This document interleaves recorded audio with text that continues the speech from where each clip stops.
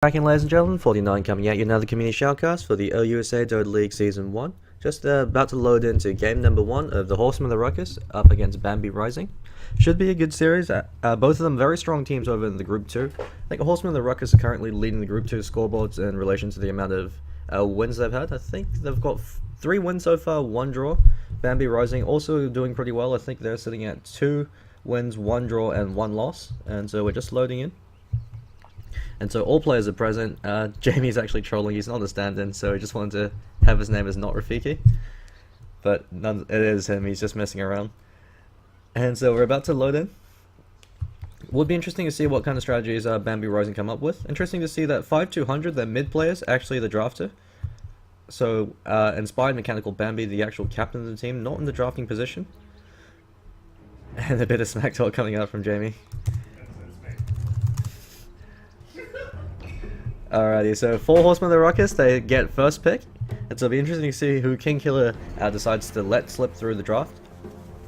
We could be seeing Ember Spirit or Slark being not banned out, one or the other, as Horsemen of the Ruckus know that they have first pick, so they might let one of those 2 heroes slip through. Dumbledore also plays a fantastic Invoker, so they could also let that one through. And immediately we have a first ban Visage, banning out Bambi's best hero. He's got Grandmaster StarCraft 2 level micro. Incredibly powerful Visage player. Visage, the undisputed king of the trade lane, just because he offers so much damage potential. And immediate Slark ban coming up from Bambi Rising. Very standard ban. Just going to quickly log at his team in case I get any messages from players. So yeah, Slark, very standard ban. Also on the King Killer and Dumbledore's best heroes. Both of them can switch off on the heroes that they play. And Invoker ban coming out from Horsemen of the Ruckus. So they're going to bait Bambi Rising into banning out the Ember Spirit. And it looks like Bambi, that captain, actually has disconnected. So it looks like they're going to ban and draft without him. He's over the netcat figures. His flat internet gives him something like 300 ping. They've got the Ember Spirit ban. And so Horsemen of the Ruckus able to bait out both bans for the Ember Spirit as well as the Slark. So that means that the Lone Druid, the Nature's Prophet, the Clockwork, and the Timbersaw, also very common first bans, are left in the pool. Will be interesting to see which one they choose to pick up. Mirana. And we've got a Mirana first pick, UGTFO, one of his signature heroes. Absolutely phenomenal Mirana. You could play him either as an offlaner, a tri-lane farmer, or even as a support roamer. He's played very successful Mirana games in the past. Incredibly accurate with his arrows. Some games he likes to max out arrow just because he's so on point with them. Usually you do want to max out Starstorm, as it's almost always the better pickup. If you are playing the roaming position Mirana though, maxing out Arrow is a lot more mana efficient, as Arrow only costs 100 mana, where Starstorm can cost up to 160. And so if you're not getting all too many levels, maxing out the Arrow could be more effective, but it's a very situational skill build order. You usually almost always want to max out Starstorm, just because it gives you AoE damage and the potential of that secondary Starstorm hitting for an extra 225 damage at level 4. So 525 magic damage coming up from the double Starstorm. If you land a max range arrow, you could actually do more burst damage than Tiny's combination, considering the fact that you also get more right clicks than Tiny does. It's a 5-second lockdown compared to Tiny's 2-second lockdown with the Avalanche. And so Bambi Rising hesitating on their first and second pickup. The Visage ban might have thrown them for a bit, and they've gone for Windrunner as the offlane pickup. Windrunner does beat Mirana in the 1v1 matchup, just because she has better base damage and a superior animation, but she has fallen out of favor a lot as the offlane hero, especially in a 1v3 situation, because Mirana really does everything that she does a lot better. I guess the only thing Windrunner can do better than Mirana is the split pushing power coming out with the focus fire, but Mirana provides that global utility with her ultimate, the Moonlight Shadow. I guess Windrunner can also lock down 2 heroes if she gets those Chuan level double shackle shots. But the issue with that is that Shackle Shot is pretty unreliable. It requires a tiny dash of luck as well, in case with the Shackle angle latches onto a tree or latches onto a hero. But nonetheless, a strong hero, not quite as strong as the Mirana, just because Mirana isn't as level dependent. A 5-second arrow is still a 5-second arrow, regardless of how much damage it does. Windrunner's Shackle Shot needs a lot of points before it's to pick up, and they've got Centaur Warrunner picked up, so we could perhaps be seeing a tri-lane Centaur Warrunner. He's also an incredibly powerful off-lane hero. They could even switch it up and have a mid Windrunner or a tri-lane Windrunner. Windrunner and tri-lane is highly questionable. I'm not a very big fan of it, just because she does need a lot of levels. But as a mid hero, Windrunner is incredibly powerful. I know Vigos, an old CIS player, used to play Windrunner mid a lot of the time. That was 2, 3, 4 years ago. But he used to be one of the most aggressive mid players in the competitive scene, just because he was the only player that I knew of. Every game I watched, all he'd be running around with 20 minutes into the game was just phase boots on a Windrunner and he'd be killing everything that moved. Lich picked up from Horsemen and Ruckus. King Killer really loves Lich.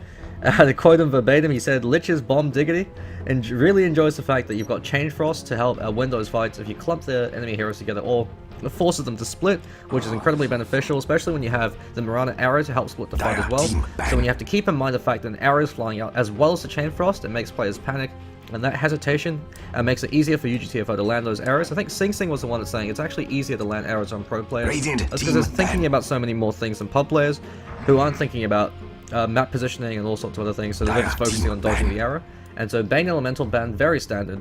Incredibly powerful combination with Mirana, especially in a tri-lane situation. Sleep, set up the arrow, Lich follows him with the Frost Blast, and then you can just right-click him down.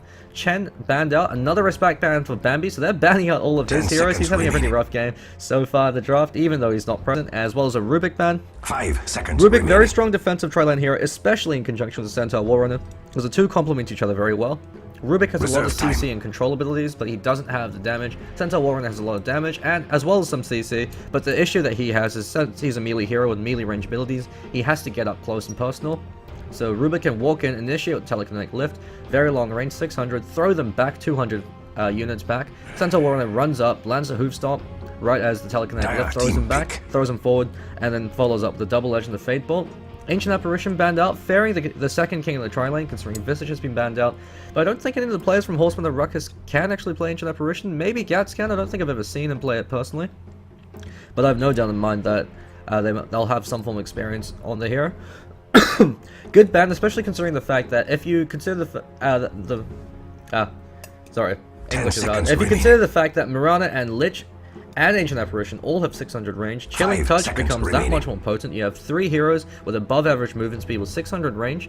Very easy to zone you out, especially when you have a melee hero in that tri-lane such as the Centaur Warrunner, or if you decide to go for a melee carry. Huge amount of damage coming out. Ancient Apparition, a good counter to Centaur Warrunner because his Ice Blast stops Centaur Warrunner's regeneration. Not only that, the fact that Centaur Warrunner's return makes it difficult to trade physical right clicks. The extra damage from Chilling Touch makes it more profitable for your supports to trade right clicks against the Centaur Warrunner without having to fear the return damage coming out. And so Bambi Rising really deliberating on their third pickup. Okay, so apparently Bambi can't get back in, so yeah, we are going to do an AP remake. Just going to let the players know that that's fine right after the draft is finished. So they're deliberating on their third hero. They're actually almost at the reserve time. Maybe a bit of panic. They're going for a Lion. Very strong hero, especially in conjunction with Centaur Warrunner. 2.5 second Hex at level 1.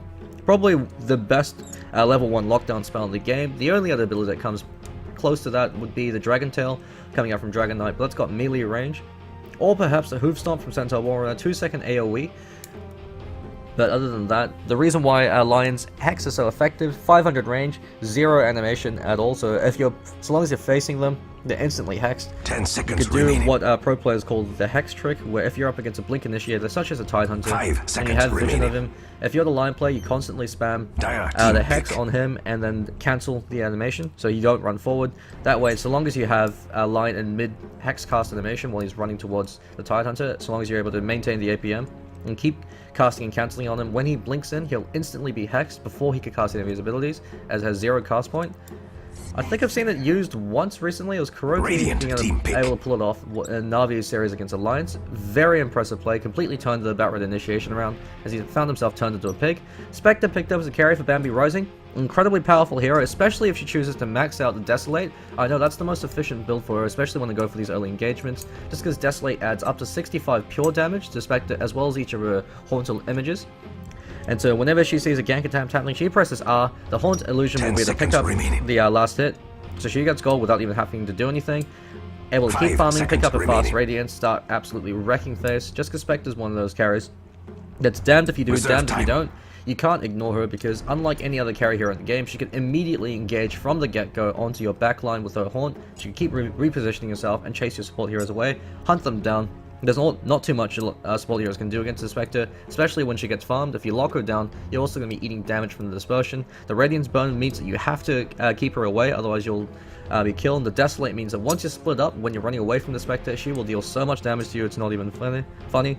With a Dazzle pickup from Horsemen and Ruckus, interesting hero to pick up, especially with the Mirana and Lich tri-lane. They don't have any hard CC, and there we go. That's the reason why I was thinking the Dazzle was picked up. Huskar.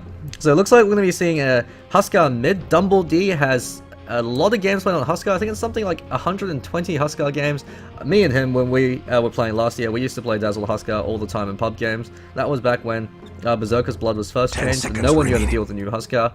Incredibly unfair. That was also when the Ghost Scepter ethereal mode still worked on Huskar, so you could still orb walk back then, so Huskar actually was quite broken.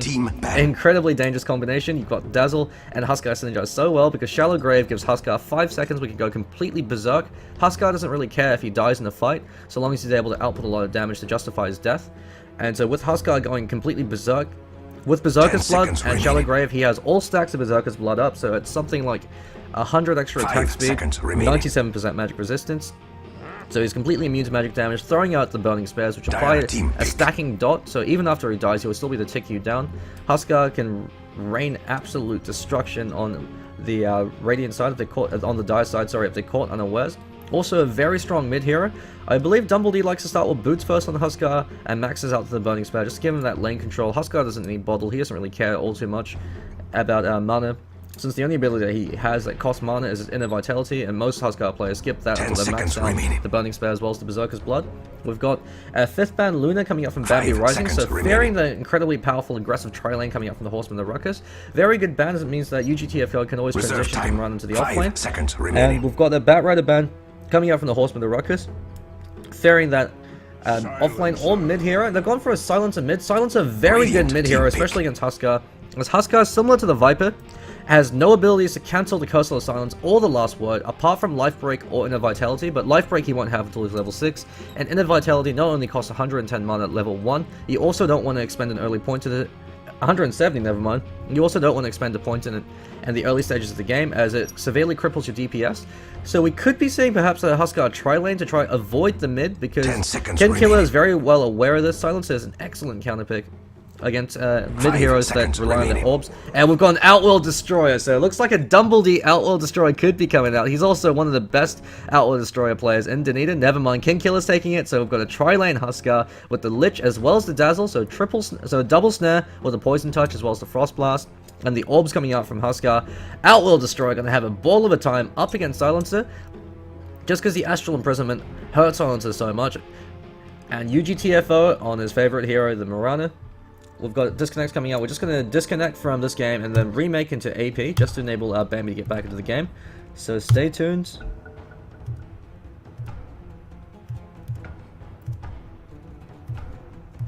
Just going to log back into Steam to let them know.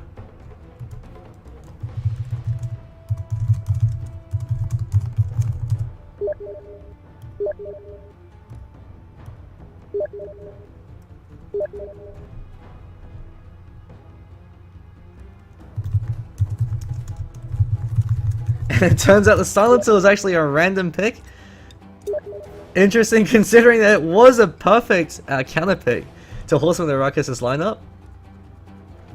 So we'll see how they do.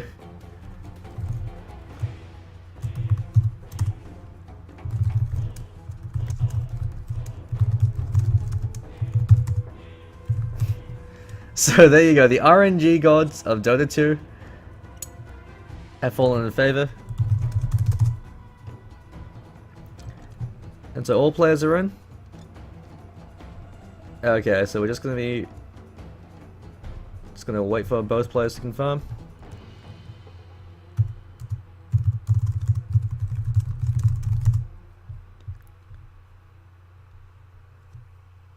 So for those of you just joining in, we had to remake the lobby because the captain for Bambi Rising, Bambi, his name is Bambi the Inspired Mechanical Deer or something along those lines.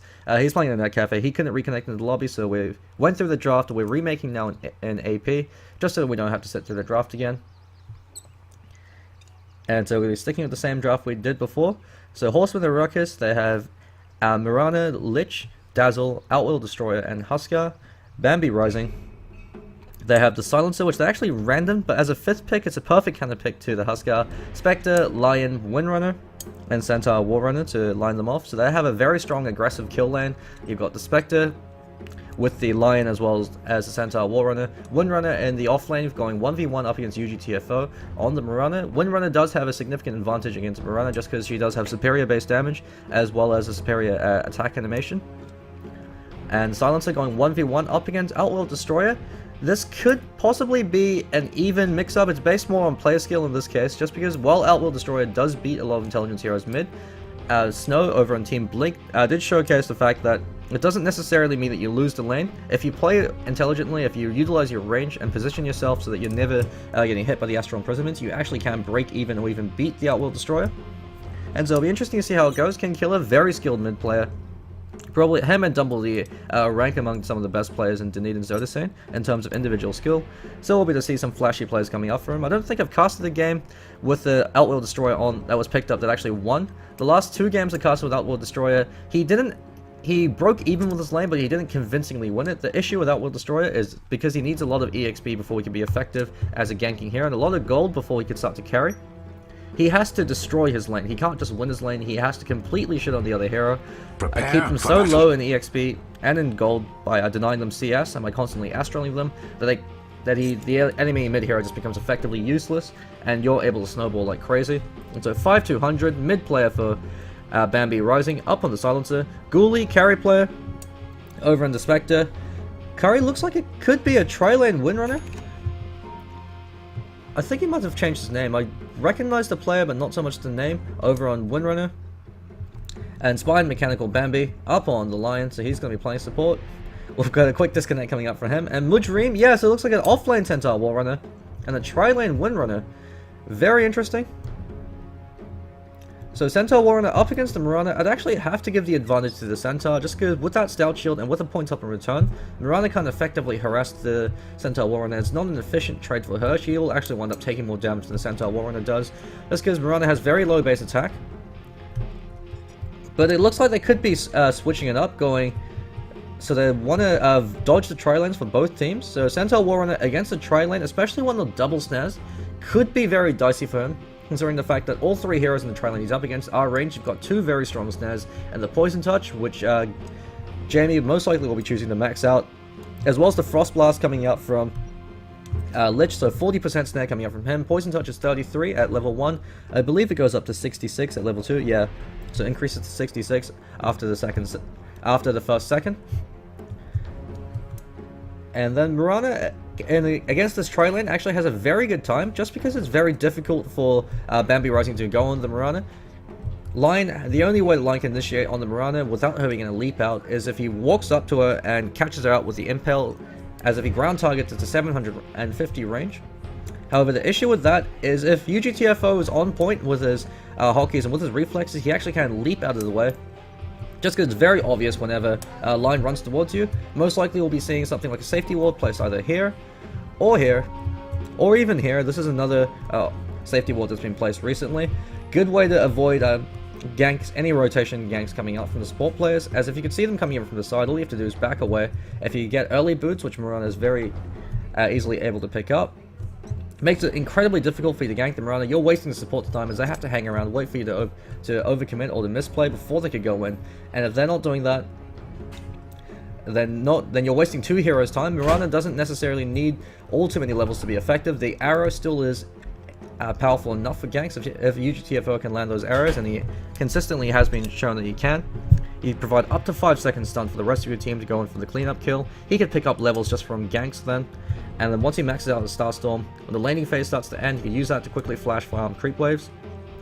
And so it looks like we're good to go, so we're just going to reconnect back in. So this mid matchup should be very interesting.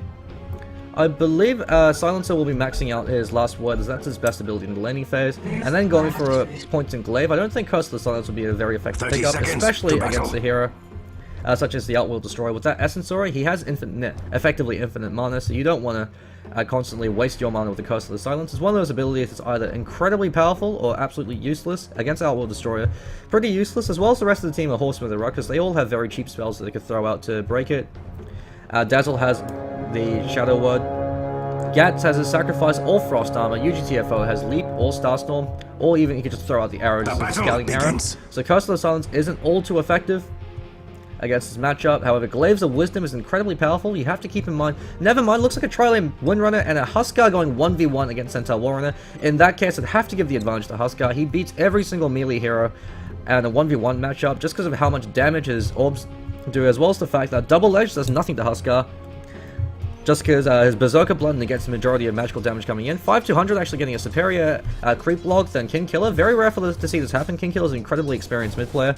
Actually, holding on to a skill point. I like this decision from King Killer, from Silencer, but already 4-man gank coming on. Frost Blast, Poison Touch. Arrow doesn't even need to fly. They're just going to right-click him down. Arrogance coming up from Horsemen and Ruckus. UGTFO doesn't even bother to throw out the arrow. They were waiting there from the start. It's a trap. King Killer sets it up with the Astral, and they beat him down. Looks like he just went and skilled up last word. Now he has a lot of regen. Was pulled 3 tangos, starting with the 4 set of tangos himself, as well as the Salve. Will be interesting to see how this goes. Spectre choosing to start with Quelling Blade, as well as the Stout Shield. Usually I rag out carry players when they pick up a Quelling Blade, but in Spectre's case, it is justifiable, just because she has such a terrible base damage. But arrow flies out, Frost Blast, Poison Touch, and it looks like Windrunner's going to take a fall as well. No Windrunner at level 1. She went for Power Shot. Rookie mistake. You always want to hold on to your skill point until you need it. Level 1 Power Shot isn't all too effective. Horsemen and Ruckus immediately take 2 kills off the start of the game, off the back of their 3-hero rotation. Gat scaling Frost Blast at 1 instead of Sacrifice. How often do you see that happening? Last word, but Outworld Destroyer immediately astrals him. Start sapping that intelligence. Silence is saying, hey, that's my job, the one that's supposed to be stealing your intelligence, but so far with that 1 death, as well as the CS lead, over in favor for the Outworld Destroyer, doing an excellent job. Dumbledy having a ball of a time. Centaur Warrunner's on fire, running away from creeps. He wishes he stayed at home today. He doesn't want to have to deal with this. Already gone for a point up in return, recognizing that Double Edge isn't going to do it too much. And actually, Double Edge's return, is incredibly effective against the Huskar, as he loses 20 HP every time he throws out a Burning Spear. And so the fact that he's taking that damage, as well as the additional damage coming up from the turn, makes it quite effective for Centaur to be able to trade hits up against the Huskar. But with the points, more points up in Berserker's Blood, he's negating more and more of the HP removal coming out from. While that happens, UGTFO lands another arrow. I'm going to have to set up a hotkey. UGTFO cam. Every time he throws out an arrow, somebody dies. Dumbledy actually gets hit by the Hoof Stomp. Might actually take a fall to Centaur Warrunner. Level 1 Double Edge. Not enough with that 1 point up Berserker's Blood. He's going to salve up and walk away. Centaur Warrunner, he doesn't have any boots. Dumbledy immediately turns around. Looks like he's going to turn around and get a kill. That creep block. Creep's turning out to be the heroes for the Radiant side. And Dumbledy takes a very fortuitous solo kill up against the Centaur Warrunner. While that's happening, UGTFO, can you cut me some slack? Stop landing all these arrows. At least wait till I'm watching you. And Dumbledy, apparently he didn't know that Double Edge was magic. He thought he was going to die. Bit surprising, as he's probably he's much better player than I mechanically, but he doesn't seem to pick up on these kind of things. I guess he's too busy focused on playing the game as opposed to thinking about the game. Silencer picked up very early boots. Good pickup against the Outworld Destroyer, as it enables him to be able to run away from the Astral Imprisonments coming out from King Killer. King Killer choosing to go for bottles. Doesn't have boots yet, but still was able to get that Astral. Dumbledy might actually take a fall. Never mind. He's got boots, so he's able to outrun the Centaur Warrunner. Turning around, he actually chose to get an early point up in Inner Vitality. Very interesting. Usually Huskar players completely forgo Inner Vitality, as you want to max out Berserker's Blood right after your Burning Spears to give you that survivability as well as the DPS when your HP gets low. But Dumbledy, he's always wanted to go for unconventional builds, giving a lot of sustainability in this lane. I guess, considering all the return harass he's taking from Mudjareen, it does make a lot of sense. Centaur Warrunner going for a very standard build, maxing out the Double Edge. He's got 1 point up in the return, just to make sure that every time Huskar throws out Orban, he's also taking a bit of damage himself. It's not a complete, he's not giving away all that HP for free. As that's the key in competitive Dota, you always want to go for trades, you never give something away for free. If the enemy team is taking your tower, you push down another lane of their tower. If you lose a kill, then you make sure you trade it, so it's at least a 1-for-1. Or even if you lose 2-for-1, so long as you take something for it, you're still able to maintain some semblance of control. Gat's choosing to max out the Frost Blast. Lich players, especially with the recent patch to Sacrifice now giving you experience, they tend to max out the Sacrifice, but Gat's playing very aggressively. They know that Horsemen and Ruckus, they play angry. They're not going to bother with the passive max sacrifice build. They want to max Frost Blast just because it does hurt a hell of a lot. Rotation coming out with Lich as well as Dazzle about to rotate over to the mid lane to try to pick off 5-200. I was actually talking to this about King Killer, saying that Lich isn't all too effective as a support hero alongside with Dazzle just because they can't really roam or rotate. But in this case, while that happens, Dumbledy, Jesus, keep it in your pants. He gets a free kill on Centaur Warrunner. He's level 7 now, so maxed out Burning Spears as well as the Life Break. We've got some Michael Jordan dunks incoming. Silencer 5-200, positioning himself fantastically. He's making sure that if their Radiant supports go over, they have to tank tower hits, so it could at least turn into a 1-for-1 exchange. The way he's playing makes it very difficult for the support heroes from the Radiant side to be able to get an initiation off, as they both have snares. They don't have any stuns to lock him in place, so they're relying on me to chase him down. But 5-200, I believe he spotted out that rotation with the ward placed over here by the Dire side, so he knew that something was up. There's a double damage route that's been in the bottom lane for about 3-4 minutes now. No one's been picking it up. UGTFO choosing the max out arrow, and with the way he's been playing so far, I can see why. Starstorm arrow point blank in the face of Windrunner. He's backing away as Lion's coming in. Bambi's hanging around. He wants to get a bit of revenge. Throws out one right click. One's going for the impale, but taking so much damage. Phase boots on Mirana. Never mind, UGTFO overcommitted. No Hex, not enough mana from Bambi to be able to initiate for that kill. And Gat comes in. He says, Lich gonna take your life. Throws out the Frost Blast. Never mind, it's juked. He's overcommitted right now. He's just outside tower and Poison Touch land. Shadow Wave as well. Gat is able to walk his way on home. That's the power of having early boots up your support heroes. Bit unfortunate that he was fogged out for the entirety of that. That would have been a very easy kill on the line. But nonetheless, the Dire side are playing scared. While that's happening, Ken Killer, trading with the Astral, now has a point up in his Arcane Orb. Very unorthodox. Usually you want to actually completely forego points in the Arcane Orb until you have Essence Aura maxed out. Just because otherwise Arcane Orb is completely useless in terms of DPS. You actually get more DPS from maxing out Astral and Essence Aura. Just because Arcane Orb is based off a percentage of your max mana pool, Essence Aura actually increases your base mana pool as well. And without the, if you don't get lucky with your procs and manage to restore your mana every time you throw out the Arcane Orb, you're actually losing more damage than you gain from that early point. So very interesting, but he has been playing phenomenally so far. Him and Dumbledore lead the scoreboards. You see 18 denies coming out from the Outworld Destroyer. He's actually going to get disarmed though, as he has no spells to break off the last word. So 6 seconds where he can't do anything, so he's hanging around, bottling up. He has a double damage rune, as well as a Sanity's Eclipse. He could actually go for a Sanity's Eclipse kill right now if he lands one more right click. Looks like he's going to do that. One right click, Sanity's Eclipse. Never mind, slight miscalculation. Silencer just barely limps away, pops herself. Very unfortunate. I guess one of the Astrals must have worn off because he should have had enough intelligence to kill him there. But nonetheless, we've got UGTFO hanging around the backhand. He's going to try to thread the eye through the needle with an arrow. If he lands on 5-200, he will fall. Double damage Outworld Destroyer. Follow up with a Starstorm. The right clicks coming up from Mirana. We saw how much damage she was doing just with her right clicks alone, the support heroes. As both Windrunner as well as Lion only have 1 base armor. Might have gone up to 2 now. Never mind. Still 1. And yeah, 2 for Windrunner, but she's picked up a Ring of Protection. Stampede being popped. Dumbledore actually might take a fall with the 3 support heroes over there, as well as the offlaner. Mujrim gets a revenge kill with a double edge to the face. He's got his 2nd point up in return. He's sick of Huskar's orb. That really affects his ganking potential. Arrow flies out, actually misses. First time UGTFO misses an arrow, and I happen to be casting. I'm sorry, buddy. I hoped you'd land that one, but you can't land them all. While that's happening, Ghoulie being forced out of lane. Spectre, one of the issues she faces as a carry, she has 0 laning presence, is completely dependent on support heroes. That's why she's so effective in the tri lane, but so terrible in the dual lane is the fact that you have to create a lot of space for the Spectre before she starts to pick up. Actually, we see she's choosing to max out Dispersion. That's due to the fact that she's not feeling confident in her survivability and in the state of a tri-lane. The issue with that is it severely cuts into her DPS. Desolate is the majority of your DPS, especially with Haunt in the early stages of the game. As at level 4 Desolate, 65 pure damage. That's actually more damage than Spectre does with her right clicks, considering it completely ignores armor. Ghoulie choosing to go for treads over face boots, so once again it's indicative of the passive game that Bambi Rise is going to be playing. They're on the back foot, they want to tank up. Usually on Spectre, Phase Boots is superior, especially if you go for that Max Desolate build, as it gives you more hits, it gives you that chasing power, and Dota 2 is a game about mobility. The more hits, it doesn't matter how fast you attack if you can't hit them, and especially on a melee hero, that example is even more true, just because the only skill that you have as a gap closer outside of Horn is your Spectral Dagger, and it's nice, but you still are missing on a few last hits, the extra hits that you would have gotten in on them. While that's happening, Dazzle throws up the Poison Touch, towards the Frost Blast. Stampede drop arrow lands from UGTFO, predicting the juke pathway, and that's a fantastic play coming out from him. Bit surprised why Mirana.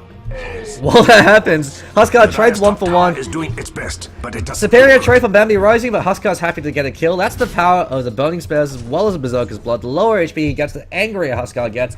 We see Dumbledy actually choosing to go for an early Morbid Mask. Very interesting considering that Helmer Dominator, which used to be a very good pickup on Huskar, not quite as good a pickup as it is now, just with the fact that Berserker's Blood no longer gives damage. Back when Berserker's Blood gave up to 84 damage based on how many stacks you had, was incredibly powerful. Because not only were you hitting hard, you also had high enough damage to be able to regenerate all your HP, so you could sustain yourself at about 100, 200 HP with your HP constantly going up faster than they could DPS you down, so that meant you could go 1v3 and kill everything that moved. But with the shift, so it now gives you magic resistance, not quite as effective, although I guess against the magic heavy team of Bambi Rising, the only sources of pure damage and physical DPS they have is the Silencer, who's actually caught out of position, might take a fall. The Glaive as well as the last one. Arrow flies out, catches Ghoulie, but too little too late. They might be able to get a kill over on Ghoulie, but inspired mechanical Bambi, he's coming around. Vector Dagger throwing out on UGTFO, but it's only level 1. Not too afraid of that. So the only two forms of physical DPS they have at the moment is the Spectre with the Desolate pure damage, as well as their right clicks, as well as the Silencer with the Glaive. Those are the only reliable ways they have to burst down the Huskar. Windrunner does hit very hard, as does the Centaur Warrunner. But the issue with that is they just don't deal enough damage with the kills Huskar once he gets below 200 HP, and he has those 13-14 stacks of Berserker's Blood, especially with the Morbid Mask. We'll see if he chooses to stick with it. No, look, he's going for the Armlet Medigian build. Very standard Huskar item. Dumbledy went through a phase where, back when Ghost Step still worked on Huskar, he'd go for an early Mechanism on Huskar, just because it made him so much tankier. But I guess in this CM, he recognizes that Gats is going to be able to get it. He's actually sitting there despite two heroes rotating in. Curry as well as Moodream. Stampede's pop. Shackle doesn't land. Life Break. Michael Jordan jump on the Windrunner, but she pops Windrun, so she's going to be evading all those hits. Still running for his life. He might take a fall. Power Shot does nothing. Arrow flies out. Threads through the Eye of the Needle. Splits the fight. Drives away the Windrunner. Centaur Warrunner can't quite catch up. Throws out the double edge, but that does nothing. It actually put his life in danger. He's fleeing for his life. Jamie's coming around the back end with the Poison Touch over the Dazzle. Jamie, please. He's out for blood. With that Poison Touch, returns actually doing more damage than he is. He turns around for that stock, gets it on 2, but falls to the Starfall from UGTFO. Great rotational players coming out from all 3 players over in their tri-lane. Gats is hanging around the middle lane. He's bodyguarding Killer. He's actually almost going to Mechanism. With that tower kill, he'll have a mech up. So 12-minute mech, as well as this dramatic kill lead. Horsemen and Ruckus are dominating Bambi Rising right now. Looks like Mechanical Bambi caught out of position. Does get a Hex off over an Outworld Destroy, but he's fleeing for his life. 5200 has his ultimate. Eats a Frost Blast to the face. That takes out almost half his HP with a few right clicks. And Lion's playing scared. That's one of the drawbacks of Lion as a support hero. He is incredibly squishy. So outside of his CC abilities, if you can't lock people down before they deal damage to you, you are very likely going to take a fall yourself. 5200 hanging around. Actually chose to forego Curse of the Silence, so that's a very good build coming out from him. He's trying to get 4 stuff up as soon as possible. Well, that's happening. Just going to take a quick golden EXP check. Well, not all too much is happening at the moment. So 5,000 EXP in favor of the Horsemen and Ruckus, and 7,500 gold. The gold is incredibly significant. That's 2 to 3 items up on their heroes, particularly the support heroes, which is the most important thing. Keep in mind that their 4th position Lich has more net worth than the 1 position Spectre. Ghoulie has been bullied out of his lane, forced to go for a defensive build. He is choosing to max out Desolate now. Huskar actually dies to a neutral. I'm not too sure what Dumbledy was doing. Might be a throw from him. And yeah, we've got a report coming out from Jamie, so Tommy throws.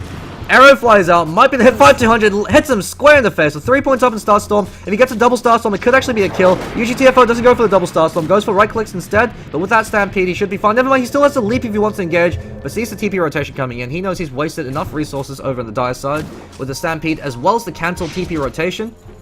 Dota has, there are 3 resources of Dota. There's gold, experience, as well as time, and in relation to time, I'm talking about things like cooldowns.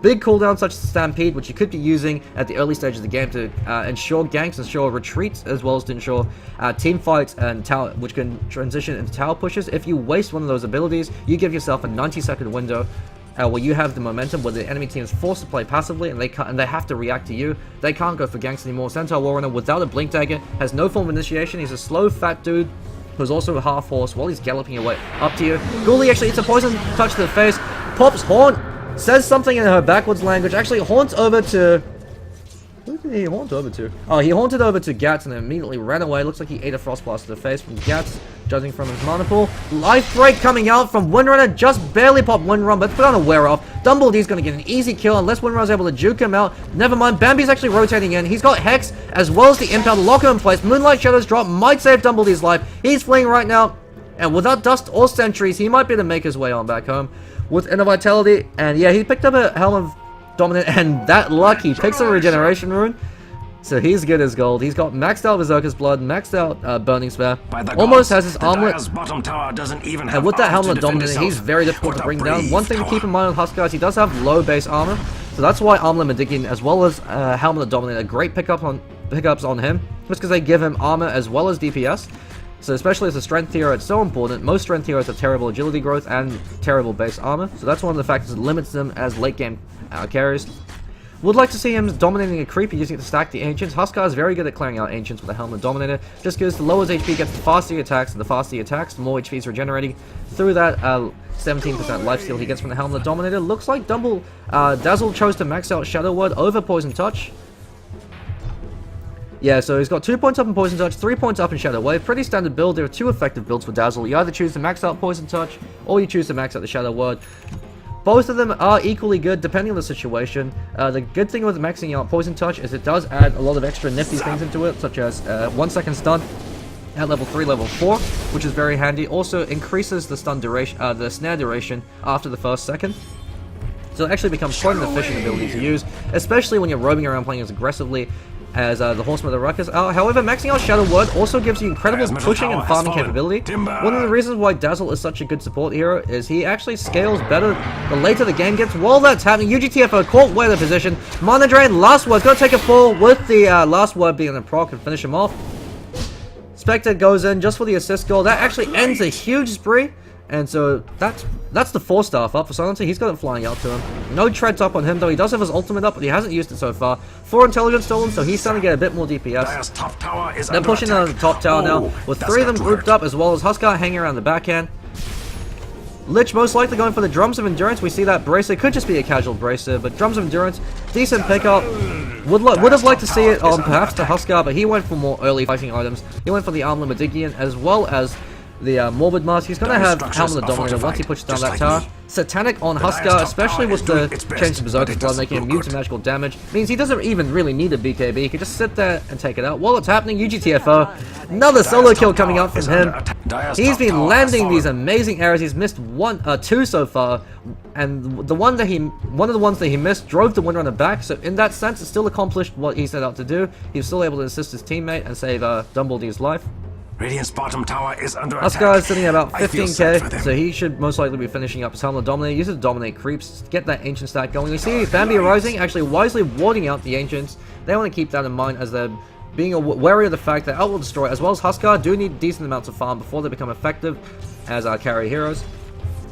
Dazzle getting farmed in the bot lane. As I was saying earlier, Dazzle, one of the reasons why he's such an effective support and picked up a lot more recently is not only the shift to Weave, which lasts for 24 seconds at all levels now, so additional points in Weave, all it does is increase the speed in which armor is either degraded or improved, depending on whether you target it on a friendly or enemy hero. The reason why Dazzle's so effective is with that Shadow Word, he actually can flash farm very effectively. You walk up to a creep, make sure to put yourself in between the creeps. So with the melee creeps there, you put yourself right behind them, so over there for instance, you cast Shadow Word on yourself, it bounces, hits all the creeps, and since it's 140 physical DPS, it bounces to all 4 melee creeps as well as yourself, 700 physical DPS, instantly pops all the creeps in the wave, gives you a lot of gold. Moonlight Shadow, 5200, it's gonna take a fall. Arrow flies out the Astral Imprisonment, actually a bit mistiming, but with that 4-star, he actually pushed himself, and Dumbledee's now caught way to position now. He drops that silence, it could be taking a fall. Bit of an overcommitment coming out from Dumbledee. He eats a finger of death to the face with that Inner Vitality, as well as the armlet toggling. How the hell is he still alive? He's going berserk Rambo up in the base of the Dire side. Turn around, killing everything that moves. He takes 2 kills, still alive with that Inner Vitality, as well as the Helmet Dominator. Shallow Grave popped on Dazzle as he runs away. Jamie actually gets sniped up with a power shot, so he feeds a kill over the curry. Great plays coming out from Bambi Rising. That force stuff actually turned into a very well-played situation. Huskar should have taken the fall there, but he was able to pop his armor lock, get that inner vitality, and with the sheer amount of deeps coming out with the Morbid Mask, he was able to regenerate enough HP to keep himself alive. Actually, just sticking with a casual Morbid Mask, as an Ogre Club picked up, so I would assume a BKB, but Tommy likes to go for weird pickups like Sanjay and Yasha on every hero, so it could be an SLY coming out from him. Blink Dagger finally picked up on Centaur Warrunner, drastically increases his ganking and initiation presence, as he can pop Stampede, run up, blink in, get a Hoof Stomp on 2, maybe 3, get that double edge. If he gets on the squishy support heroes of Dazzle or the Lich, he can instantly bring them down with a bit of follow-up from the rest of his team. Power shot to follow that up, very dangerous. Dumbledee diving behind the tower, just chilling around saying, hey guys, what's happening? Shackle, he gets shackled to the tree, but no follow-up happening. Windrunner doesn't do enough damage on her own. Arrow flies off from UGTFO, providing a bit of reconnaissance, going to provide high ground vision as well. Fades out as it hits the high ground. And we've got a 5-man push coming from the Horsemen and Ruckus. While the dire side are hiding behind their tower, I would like to see some split push happening from them as the top lane hasn't been pushed out. Spectre needs to be farming right now. The reason why you draft Spectre is because she doesn't have to be around when team fights happen. She can press R and jump into any fight or any gank to initiate. So that means that she can AFK farm anywhere on the map and simply wait for engagements to happen, then she could jump in. As Spectre has no farming abilities at all. That's how she gets her farm. I would like to see Ghoulie doing this right now. I'd like to see him pushing out the top lane as they see all 5 players of Horsemen and Ruckus pushing mid earlier. That was a minute and a half the Spectre could have been farming. Looks like he's going for the Diffusal Blade. So picked up drums, going for Diffusal, so he knows that he's not going to get the space or the farm. That's not good for the Radiant. For Radiance, especially with all of his Elder Towers, apart from the bottom tier 2 down. He knows that he needs to get ready to fight immediately, and that Diffusal Blade also helps out tremendously against Dumbledee, as feedback is physical damage, and it also propagates to all illusions, so including Haunt and Manta Style, so that could provide that extra amount of damage needed to kill off the Huskar. As well as the chasing power coming out from the Purge from the Diffusal Blade. Sets up kills for the rest of his team as well, so it means Spectre can contribute to ganks outside of just providing DPS. 2 smokes picked up by Bambi Rising. They're very keen to get a smoke gank going. They know that at the moment, if they keep playing the way they're playing, they're going to take a fall. King Killer just drawing a smiley face in the minimap, just as a bit of a shout out to the folks over in the stream, I suppose. Quick EXP check once again, 5,000 EXP in favor of the Horsemen of the Ruckus, and 12,000 gold. That's an incredibly significant gold lead. As you see, their 4-position Lich has more net worth than that 1-position Spectre on the enemy team. UGTFO going for the very greedy Manta-style pickup over on the Mirana. Usually you'd like to see something like Phase Boots into Drum of Endurance into a Yasha. Cost about the same as the Manta-style, but easier build-up and provides you a lot more mid-game presence, as Manta-style on Mirana isn't the best item in the world just because she doesn't attack fast enough or right-click hard enough to really justify the illusion DPS coming out, as each of the ranged illusions from the Manta style only provide 28% DPS compared to the 33% DPS coming out from melee heroes. However, it does provide a huge amount of split pushing power, as well as the Manta dodge capability. If Mirana's quick on her reflexes, she can Manta dodge other things.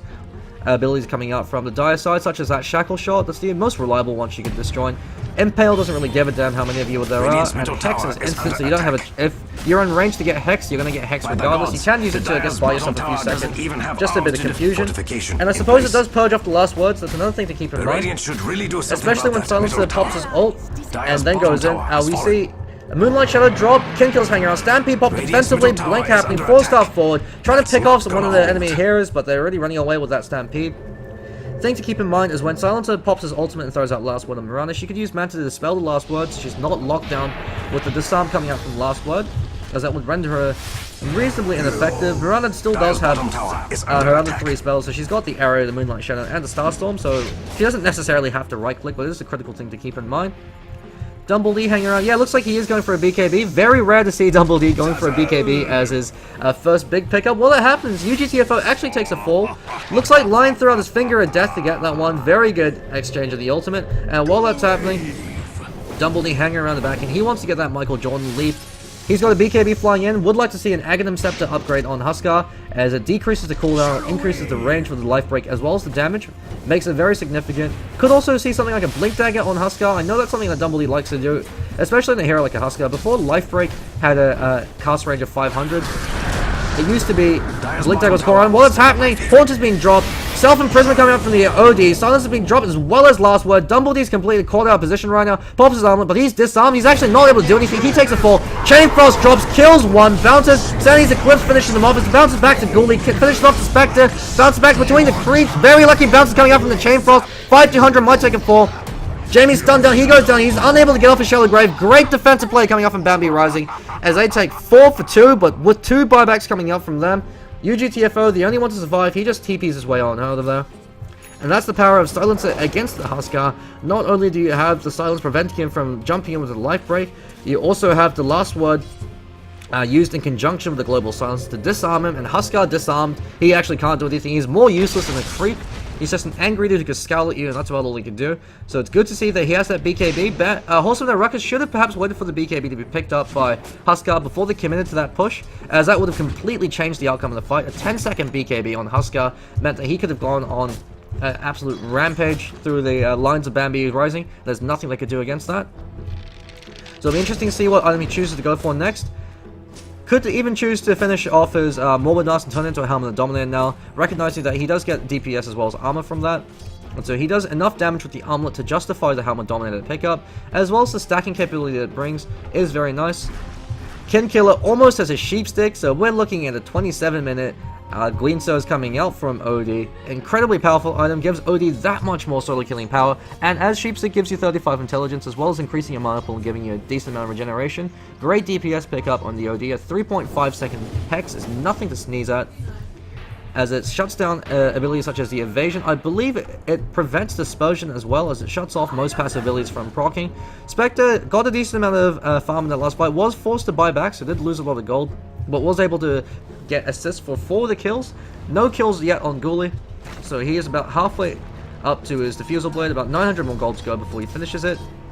He's got to be playing very carefully, as if he gets called out of position, if he isn't able to finish this Diffusal Blade in the next few minutes before the Sheepstick comes up on the OD, before Dumbledore picks up another item, or even UGTFO, 1,500 gold on him. He's been playing absolutely on point, responsible for... He's personally gotten half the kills over for the Horsemen of Ruckus with his arrows, with his fantastic positional play. We see that defensive ward placed by Bambi Rising, spotting out the rotation. Looks like they're going for Roshan. I don't think the Dire side can stop this. They could try. They most definitely can certainly try, but with the Chain Frost up, with Sania's Eclipse almost off cooldown, as well as the Sheepstick, actually he has enough gold to finish it, but he hasn't picked it up yet. They scout it out, they know something's happening, looks like they're going to try to go for the interruption. Centaur Warrunner stampedes in, gets caught out with the arrow up on the cliff. Dumbledore's able to kill the Aegis. Is there an Aegis steal? Aegis steal coming out from Dazzle. He takes him to fall. 5-200 can pick it off. He eats his finger of death to the face, turns around, gets a kill. Huskar leaps onto the high ground, kills off Bambi with that 10-second BKB. He can't go down. Centaur Warrunner fleeing for his life, picked off by King Killer. 3 for none trade, as well as the Aegis of the Immortal, picked up on the Dazzle, but prevented from 5-200 from stealing it. Lion forced to buy back to defend this, and the boys from Horsemen of the Ruckus are grouping up for push over in the bottom lane. The Tier 3 tower did go down during that last fight, so all they have to do is walk in and start beating on the racks. Dumbledore, he's tanking at the front with 1,800 gold in him, as well as about 2k HP with that armlet toggled on. Very difficult to bring down. He can tank up all the damage coming out from Curry, as well as Bambi. A few disables thrown out onto him. Just pops the Inner Vitality, sitting there tanking the heroes with the armlet toggle on, as well as the Inner Vitality, giving him 90 HP regeneration. Once he drops below 40% HP, he's able to maintain at least 8 stacks of Berserker's Blood. That gives him a significant amount of right-clicking power. Getting 2 attacks every second. Defensive Astral Imprisonment, used to keep him safe. Arrow flies through, almost hits 5-200. He forced up himself to safety using that Matrix dodge. Defensive Weave popped, catches everybody apart from UGTFO, but he's too cool for armor. He's not been called out. He's just hanging back, blinking away. Hasn't used his Manta yet. He's saving it for that last word combination coming out from Silencer, but he's been using it mostly to shut down Dumbledore. Dumbledore taking the tower, beating on the mid lane. Over at the Tier 3, the Dire side are hanging around. They can fight the stand. Centaur gets a great 3-man hoof stomp, 2-man MPL coming out. Sandy's Eclipse is popped. Looks like the Radiant side have overcommitted. Dire side turning around right now. Dust is popped preemptively. Dazzle drops and the Aegis pops on him. Jamie's going to be the sacrificial lamb. Jamie, please. He's running like hell. Called out the impale, eats a glaive to the face and takes a fall. And that's 4 kills going in favor of Bambi's Rising. 3 kills as well as the Aegis. So EXP shift coming up from them. Actually, EXP was equalized in that last Roshan engagement, and then quickly turned in favor of the Horsemen of Ruckus. So 5,000 EXP lead in terms of gold, 15,000. Bambi Rising is slowly starting to inch their way back with some great defensive plays, but with 1 Rax down, the game is just getting harder and harder for them. Dumbledore, he's been holding on to his gold. Would like to see what he'd like to pick up as his next big item. Could even go for a Heaven's Hellburn. Fantastic item on the Huskar. as the only way to bring him down when his HP gets low is due to Berserker's Blood. The only way to bring him down is with right-clicking power, and so the 25% evasion coming up from the Heaven's Halberd, as well as the extra HP from the Sage, makes him that much harder to bring down, especially when you add on the fact that he's life-stealing. So that 25% increase in physical EHP could prove to be the clincher, especially when you add on the fact that you could also disarm Silencer. So you say, hey, you silence me, I'm going to silence you right back.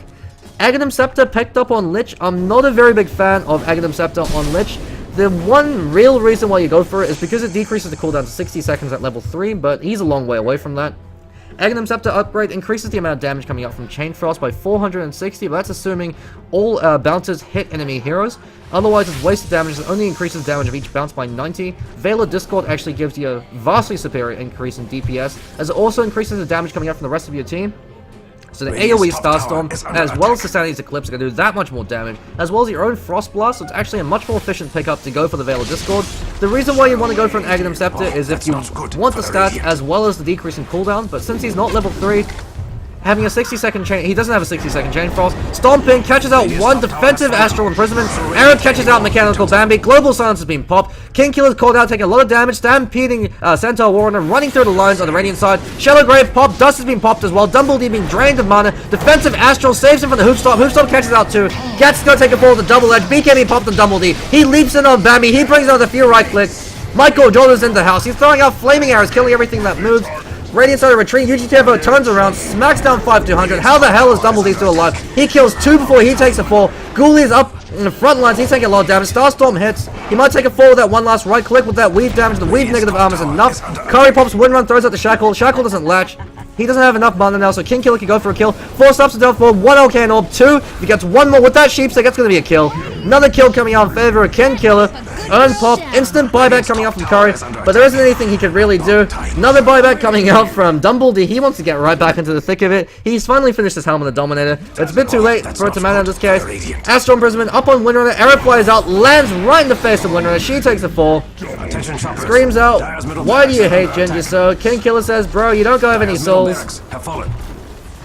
They take the mid lane of Rex. Great plays coming out from Horsemen and Ruckus. Bambi rising at a window of opportunity where they could have turned that fight around, but they overcommitted. They continue to chase, and boys from Horsemen and Ruckus immediately turned around. Once you lose that high ground advantage, where the enemy team has no idea of where you are, you leave yourself open to some great defensive plays. Arrow flies out, actually misses. Michael Jordan leap coming out from Dumbledore. He caught out the Hoopstop in tower range. He could be taking a fall. BKB pops, armor pops. Never mind with the inner vitality as well as the armlet, the helmet dominator. He should be fine. He right clicks down Centaur Warrunner. He doesn't give a damn. 5-200, fleeing for his life. Continues to run forward. UGTFO hanging around, gets hexed up. Sanity's Eclipse drops, instantly drops. Lion brings him down to about 10% of his HP. One more orb flies out. Arrow catches 5-200 in the face. We got some cheeky fountain farming coming up from the boys, the Horsemen, the Ruckus. Gets face checks the fountain, backs away, thinks better of it. And they're just going for tier 4. They don't even decide bothering to go with Megas. Dire's middle tower is under attack. Dazzle actually has disconnected. Jamie's just walking around the living room right now looking a bit confused. So I think at this point in the game, that's game over. Windrunner cops an arrow to the face. Necro Book picked up on Dazzle. Sheep up on King Killer. He doesn't use it yet. Life Kill Break actually forces Dumbledore into the fountain range. And he posts the Ghost Scepter, so he's fine. Lich actually... Gats gets a kill over on Silencer. Well, that happens. GG finally called by 5-200, as well as the captains. Now it's official. Shiva's guard picked up on the Outworld Destroyer, but that looks like game. 32 minutes and 48 seconds. Horsemen and the Ruckus take a commanding game 1 win up against Bambi Rising. They did have some great defensive plays, especially in the bottom lane and in the mid lane, where they were able to hold off initially, but eventually the gold lead proved to be too much. So that's game 1 for Horsemen and the Ruckus. Just going to take a quick break, and I'll be jumping back into the lobby for game number 2, so stay tuned.